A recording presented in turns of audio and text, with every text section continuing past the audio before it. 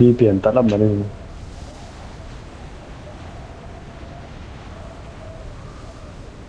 เลฟfrom ด้วยไปเลยโยโยด้วยโยด้วย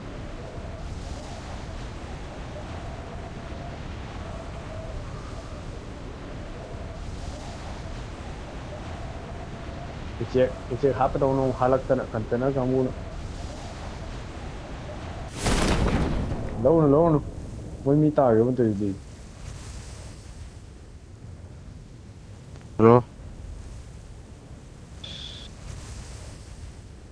क्या हो रहा है एक्सपोर्ट तो देखा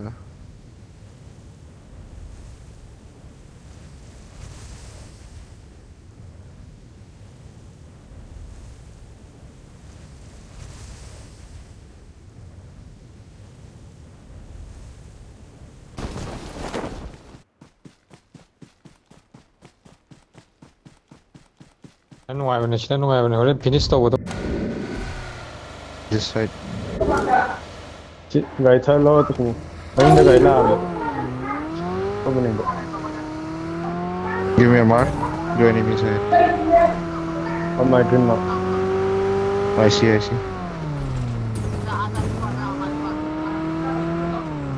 around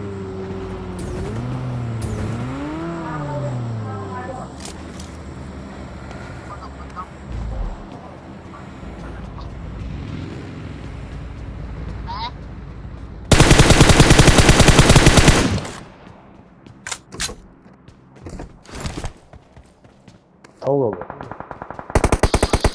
không có gì Watch out! 3:28 a.m.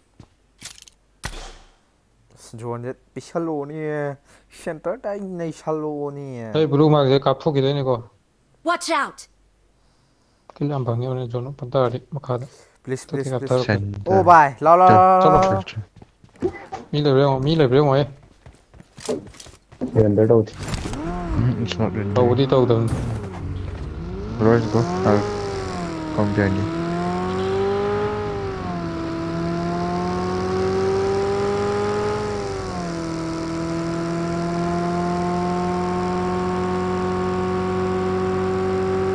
left rotation left rotation đây à enemy there cùng taro hai lục sao là bỏ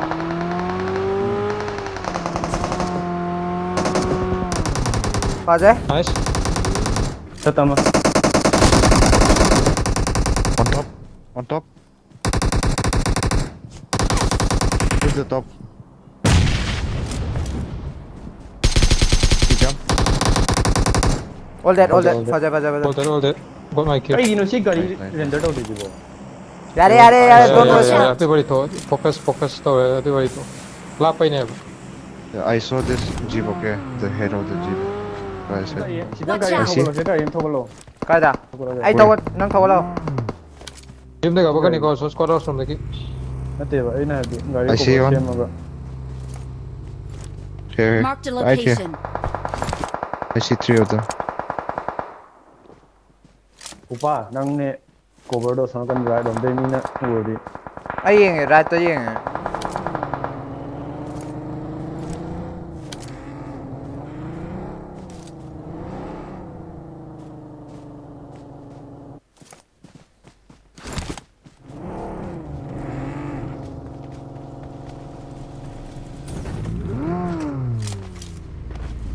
yes people on here up here I need to look you guys go ai shake tới sang kia để bộ ai năng là năng thuộc rất là kia cô กับสลีนี่เฮ้ยเขา còn เนี่ย được thì sao lên there's still one guy here เขาจะไม่เล่นนะผมลองจะหลบอูดะ Watch out! Jin what's it Yeah. one guy is behind you okay play okay where? on my mark Jin, he's listen, turning his Jin. foot okay so be careful the one stop on that deep okay my mark see okay Jin yeah I know I stop on that deep got it I got it and then you give call fire from behind Karamano, push karamba this. dip no. Ay makakita. This one. Watch Makakita. out! Yeah, I know that dip. She no opening But T clear no backside. taro. But clear backside first. You'll get smoke from there. She. Lao push to go slow. Me kya na siya. I'm please to go. Ama I'm I finish finish tower. one. I finish some tower ai jo. Two will be there. Go smoke tower. Song. Nay right lom di ka pa kaniko. So ni ka Watch pa out. pa. Sure. Oh.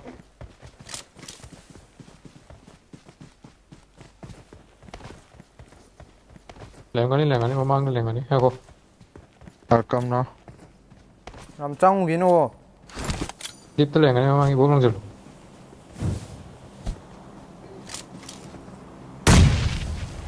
She uda bom long Watch ho. out. She ching nei she uda. Mat kape to ada ala pa den. Chani. Ron sa di ka pa ino. She mamang de mamang na lape. Lape. May lap man lang man. Ngap pa talaga. Right Tamila. Come. The one here.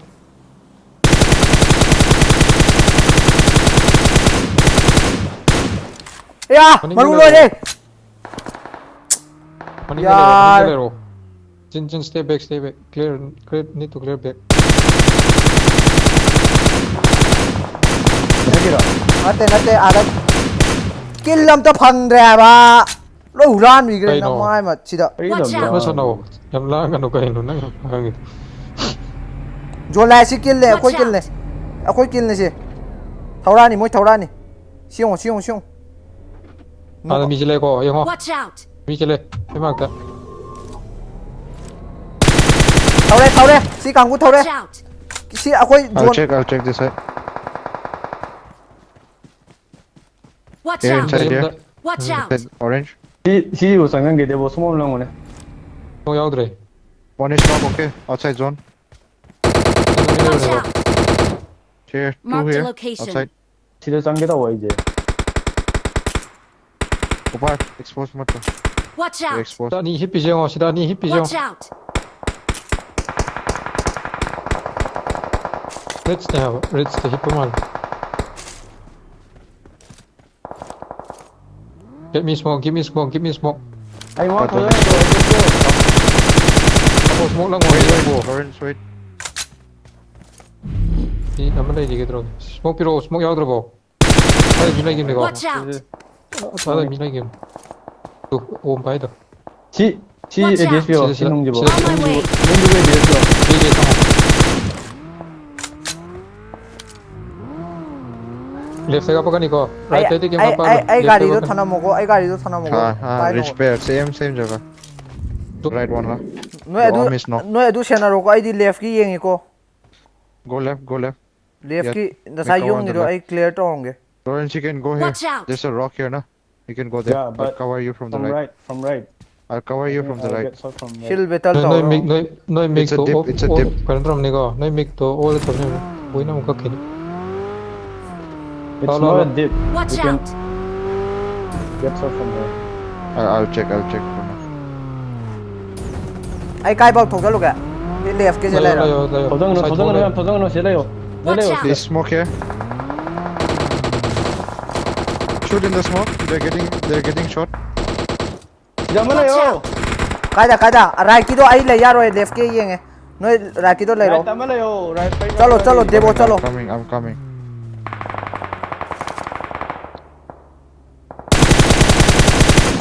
Zone easy zone. 부사 앞으로 온다. Lagte mamang. Hoi. Uli lang sila na hey. Si mama smoke thai ko. Watch out! Kili 부사 mo 아까 na. Left te kape ngoda. Left ki mila smoke thai. Left ta.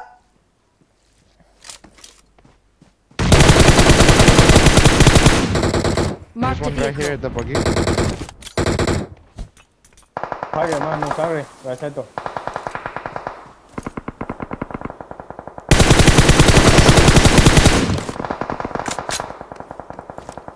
Finish, go. Finish. the smoke. I just saw the green smoke. ไอ้มาเดี๋ยวมีแรกก็ไอ้มาตัวครับ bro ตายตายตาย Take leave này go. Ai ra take leave này. จินกูป้า This one, เดี๋ยว one finish, okay. ID left ki ko 55 ronggit no du yung There's Watch people out! here.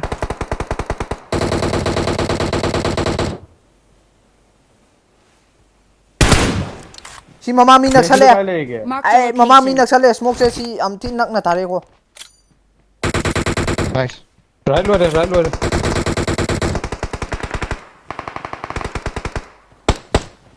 Here in the smoke. Watch out! Right luôn Rico. Come on, đi lên. ไปที่หลังมา headshot lo ne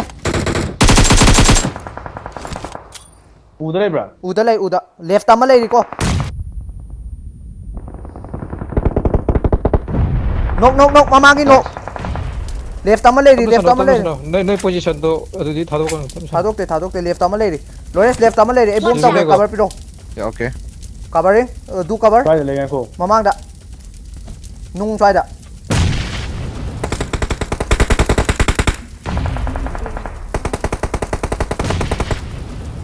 นุ่งได้เลย bro nung da hang de debo Lawrence udre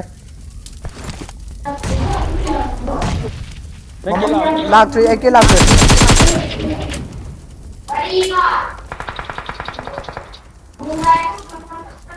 There was one guy on the right smoke. lay bo ฟังดี Moi chalam dong wa le Đây go. si chalam dong wa le bom na jalo si da Lawrence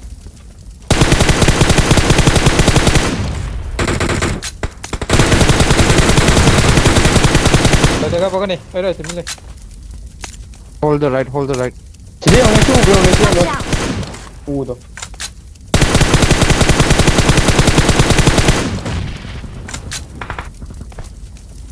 ตัวเราต้องมันเกี่ยว Đây tìm lên. Đây. Triple lay Lawrence si da bom na jalo Watch out! ไอ้บงเอาตัวเอง Nice. Đây là mất nổ. อะดูโฮตัว ai gol tau ge si ai clear tau ko la ke no du ngam na pa na Đây tu nổ. เอาเราได้ผู้สุดแล้ว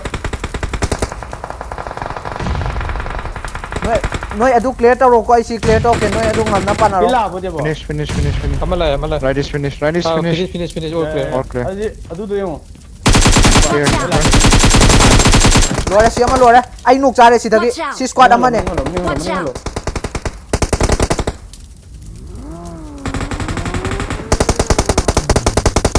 Lawrence pa de ต้องฮัลโหล ai pa lo มันนี่ฮัลโหลโดนตาเดี๋ยวฮะ hale ye alu ko to pai ro ตาเดี๋ยว Sano. Easy. Give me this one right. ไรแต่นี่เลย Wait. Watch Sorry, out. this one bro. Yeng khang deo. Moi tìm lên mà chứ. ไอ้มันแต่เลย Debo nang yam changjan wale ale to kapo debo Ajay ไอ้เดี๋ยว easy Nice. GG bro nice अरे बहुत easy था ये वाला तो zone hole. We control so well.